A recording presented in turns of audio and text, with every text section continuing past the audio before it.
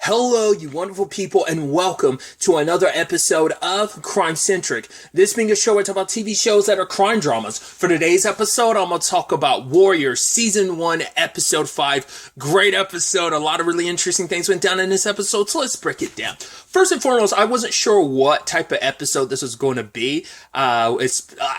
When they got to the saloon, I was like, this ain't going to turn into like a murder mystery or whatever. It's like, no, but it turned into kind of, I guess, almost like a Magnificent Seven kind of desperado type of thing, which was so dope. But it's like, June and Assam were sent to pick up a corpse, which even June's like, why was I sent to do this? Like, that doesn't seem like, why my father? It is interesting. It makes you go, maybe it's someone of significance, because Assam's like, right, we don't let anyone, like, I guess maybe it's someone directly related in a way. Assam is like, oh yeah, you kind of bury family or whatever. Because we've seen how at least Lee Yong handles like their dead. He makes sure that their dead gets back to him. But that might just be a Long Z situation all around. I mean, maybe the Hong Wei or the not the Hong Wei, the Hop Wei are the same. I don't know. I don't know if that's just both gangs have that same thing, or whether that's just specifically like a Lee Yong situation. But obviously, they're on the coach with the married couple who are extremely racist. I don't even have to bring it up because it's expected at a time. And the fact of the matter is, it's like, oh yeah, they smell so bad, blah blah blah. They don't understand the word we're saying.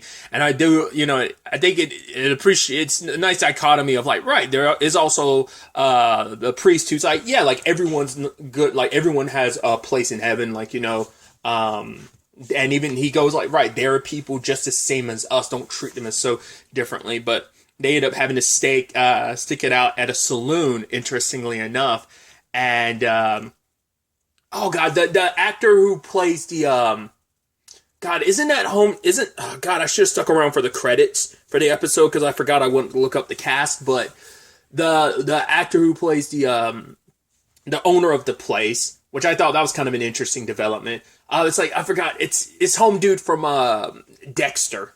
I'm already blanking on his character's name now, but it's like home dude from Dexter. I was like, hey, because I was thinking it was like what we find out later on is his wife Billy. I thought it was her establishment, but it's not. It's his. After like he worked on the railroad, then the gold mines, and all the gold he got, they only gave him half of what it was really worth. So twice to work, half to pay. And so he built this establishment on his own, and he found love, which is kind of like his Assam is like, especially considering his recent kindling of sparks between him and a white woman. So I guess like it just kind of made him go like, So you're able to make that work. Granted, even later on, Young June is like, yeah, that's something that wouldn't fly in San Francisco. They're able to do that because they're out here alone. No one bothers them. And as long as they're not like outwardly about it, if they were like super outwardly about it, like you wouldn't know that. You think like, oh, he's the dude that works in the kitchen. Like he's the cook. Like you wouldn't think much of it. Like, oh, she owns this place and he works here. So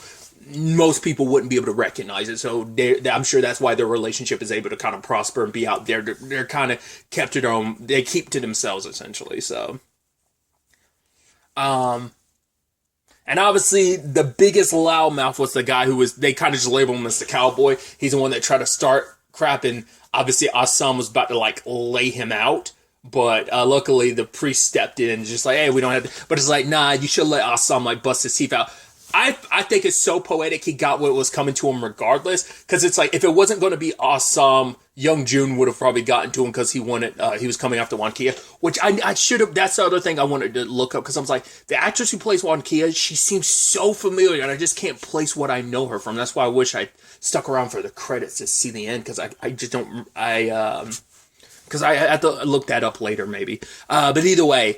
Which I love the whole Wankia and Young June situation, because like the moment he saw her, it was like he was smitten, he was in love, he was sprung, in fact, and them doing their thing, and he's just like, oh, I'm in love, and also I'm like, but you don't even understand each other. He's like, yeah, and it's perfect because it's like our love, our connection transcends words. It's like we don't need words to understand each other, which is so. I was like, oh, look at you, that's so beautiful.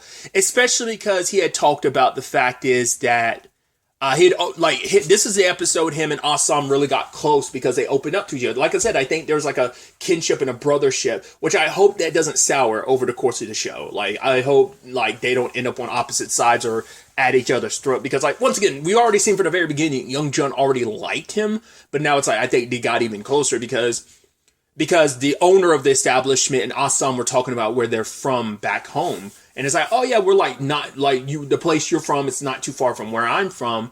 But then like you could tell that look on Young Jun's face, like he felt left out, because it turns out like, hey, I've never actually been to China. Like I was born in San Francisco.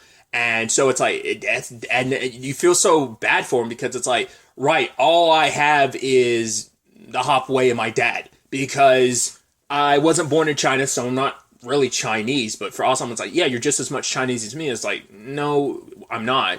And I'm not American, even though I was born in America. It's like, it's like he feels like I really don't belong anywhere. That's why the Hopway is all he has. His father's the only family he has. That's for him the reason why he sticks around, because he's like, I have nothing and nowhere else to go. I don't have any options. Like, what am I going to, I can't go back to China. Because I'm going to be a foreigner to them, I wonder, because I'm sure like his accent would probably be picked up of like, oh, why's your accent so weird? Because all he knows is like growing up in America, so his accent probably won't be as like the dialect most likely won't be the same as like anywhere he goes in China, because it's going to be different because he's been here in America the entire time. So his Chinese is going to be a little different. It's kind of just like French in Canada is different from French in France, so it's I think it would be the same principle in that same regard. So that's just kind of heartbreaking to know about Young Jun, but I appreciate us kind of getting to know that side of him. Like I said, like there's kind of some interesting elements to him, other than just knowing since episode 2, maybe even episode 3, finding out that he's a psychopath. But other than that, it's still just kind of nice to kind of get more layers to that character. But then we had our if this was any other story, he'd be kind of like your lovable rogue, and that's Harlan, but he's not the protagonist of this story. He's the villain. He came there to rob them, which I thought was so interesting, because they were like, yeah, I want the coffin. I'm like, why do you want the coffin? I was like, it's like, because at first I was like, wait, is it actually filled with like jewels and stuff and not gold? Because I was like, it filled with like, because I was like, if it's not filled with a body, like, why would you want it? And then we find out later on, it does in fact have gold in it. They were smuggling, and Young Jun had no idea. His father never told him what it really was about. It's like, wow. Because it's a good thing he was like, right, let's bring it in, because he was like, the only reason why they brought the corpse in, because also I was like, oh, let's leave it. It's like, good thing they didn't. The reason why Young Jun wanted to bring it in is he's like, yeah, if anything happens to this body, my dad's going to bitch about it. So like, I'll make sure no animals get to it and rip it apart. It's like, it's a good thing, but it's also like, how did they know? Like, I guess they just know, like, hey, if you are transporting a body along this way, this might be the more traditional gold smuggling route to use bodies to do that. So maybe that's what they must have come across enough people under these circumstances to know, like, okay, like if you see any Chinese folk picking up bodies in this general area, that must mean they're gold smugglers. Like, this must be the gold, like I said, gold smuggling route. Because I'm like, there's no other way Harlan would know that information, because even Assam and Young Jun didn't know that was going on, But it turned into a situation of like, right, ended up having to slice and dice and kill some of Harlan's men, which I love. Once again, Young Jun is deadly with those knives. He's got that quick stab action. But then, like, I love Assam finishing the last dude by just jumping on his chest, and very like that very Bruce Lee style of like he jumped down and you do the little twisting, and I'm like, yeah. But yeah, Harlan managed to get away, and it's like you could tell Billy wanted to make sure he died before, but it's like, right, he got away, and he's going to be back. It's like, we can't leave the gold because Harlan's men died. He's going to kill us on principle now. And it's like, even if we leave the gold and try to go anywhere, there's nowhere close enough. The next town is 30 miles away. You're not going to make it in time, and if Harlan finds you along the way, he's going to kill you, just to make an example. So... And I love this is also where Assam reveals he could speak English, and everyone's like, wait, what? And then even Young Jun is like, wait, what? It's like, right, because they showed it in a preview because I forgot Chow told him not to let anyone know he can speak in English. Because I think what also messes with me sometimes is like, because they do like the switch of when they're speaking Chinese to each other. Well, it's not even specifically, I think is it Cantonese specifically? I think I saw like one subtitle one time saying like Cantonese. I don't know if they all speak Cantonese. I don't know. Like, I'm not well versed enough in the Chinese language to know like which dialect is what, and which, like, because they are like Cantonese and like Mandarin. I believe it's just that thing of like, yeah, it's almost different languages. I believe. Once again, could be ignorance on my part. But either way, it's just like, because of the whole, like, right, when the way the camera pans, and I do love that they still do it in this episode, or just like, right, when it's just between them and when the camera's on other people, you just hear like, all they hear, it's like, oh, they're speaking a different language, they're not speaking English. So I think that's what kind of threw me for a loop of like, oh, maybe there's times with each other that they're speaking English, but I kind of forget that it's just like, right, that's just the style of the show when they're talking to each other and the camera's on them, that, it's just like they're speaking Chinese, like it's maybe Cantonese, maybe Mandarin, or like around each other all the time. It's just a matter of when the camera's on them, it's like we're getting like it's almost like, hey, we the viewers, our ears are being tuned to hear it in English, essentially, so. Initially, Assam wanted to just leave because it's like, yeah, we'll just take the gold and leave. But the problem is, like, the owner of the establishment is like, nah, you brought death to my place. You're going to have to stick around. He's like, if we stay here, we're going to die. And you most likely won't survive. He's like, yeah, but at least I have something we're fighting for. What about you? And that kind of struck a chord with Assam because I think, especially with stuff with his sister, where it's like, right, I didn't stick around and fight when I should have. And it's like, right, we did kind of bring trouble your establishment. This is your place, what it means to you. So, all right, well, I'll make it, I'll stick it out. We'll help out. And I thought was really, like I said, the dopeness between him and young June getting closer. And, it's like, right, he's like, I don't have any other family than my dad, but he's like, if I had a brother, I would kind of want to, stick by his side and scrap with him. It's like, yeah, I love that developing relationship. Like I said, I'm just scared that relationship's going to sour or change in any type of way, but like the building of the trust between them, it just feels like they're going to set that up for like a fallout in whatever capacity and whatever way that ends up happening. But I also love Yeonjun wanted to go see Wan Kia one more time, and she's like, you come with me, because her and Sally were running. Because we don't know if Sally ever came back at the end of the episode. We know Wan Kia did. But Yeonjun is like, no, you go, and gives her a piece of the gold, and is like, go on. And he's just like, oh, go with the fucking girl. Go with the fucking girl. He's like, oh, but it's also like, right, if he goes, it's like, because he can't bring himself to leave his dad, because it's like, right, we could go have a life together, but I'm also like, yeah, but I'll be leaving my dad alone, and my dad's the only family I actually have. It's like, all right, I gotta stick this out. So I even love the father, the priest, kind of giving his blessing. He's just like, yeah, cut off the toes of our enemies, essentially, and so we'll know they're... I'm butchering it, but he's like, cut off the fucking toes of them, and everyone's almost looking like, Jesus. And just like, amen. So they got locked and loaded and ready. I do love, and I think I appreciate Harlan being the first one that got killed. But it's like, oh yeah, like, leave. This is a negotiation because I do have leverage. It's like, right, you leave now, I don't kill you. And it's like, oh, he's like, really? You think that's going to go down? Harlan, first one to die, like, real quick, grabbed this jugular, kind of ripped it out. Which, this being Cinemax and everything, it immediately makes me think of, oh god, Banshee. It's almost the same thing. Oh god, if you've never seen Banshee, I don't want to spoil who it is and what the circumstances are, but there's a fight sequence that ends with someone getting killed kind of like that, like having like their jugular kind of ripped out by someone's hands and stuff. I was just like, ugh. I think back to that like, this was years and years ago, because Banshee ran from like, what's in it, 2010 to 2014, I think? Maybe? Something like that, maybe? Either way. No, I'm stupid. It's 2013 to 2016, I believe. Either way.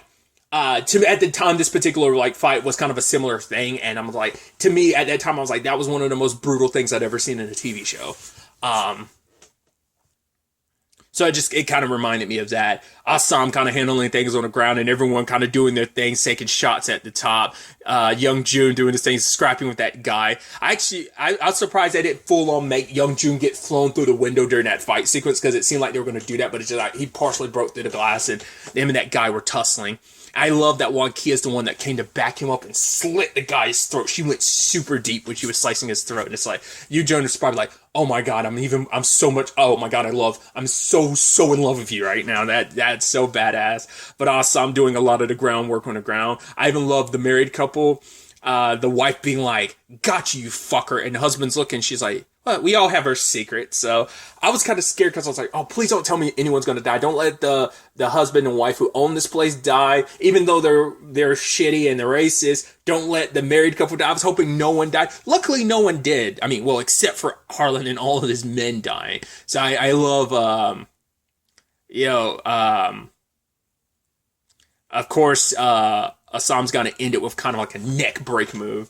But I love that the priest lands the final blow. It's like, yeah, he was like, yeah, he's a priest, but it's like, yeah, every even alcohol being the one vice that they have, and it's like, well, it's kind of I'm sure in his eyes it's like, oh, God will forgive. We're defending ourselves, so these people will kill us, so we're killing them first. So.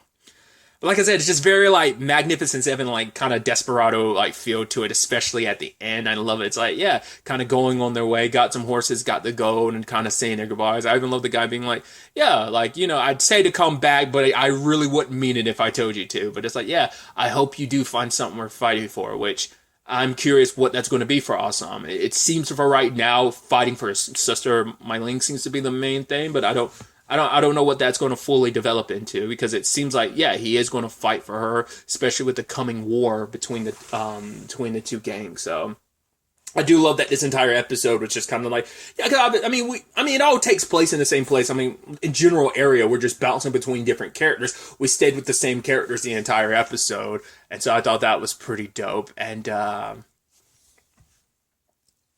just kind of them like going off in the distance, riding away, and then like getting that ending with like the end. I was like, yeah, this episode is like such a nice bottle episode.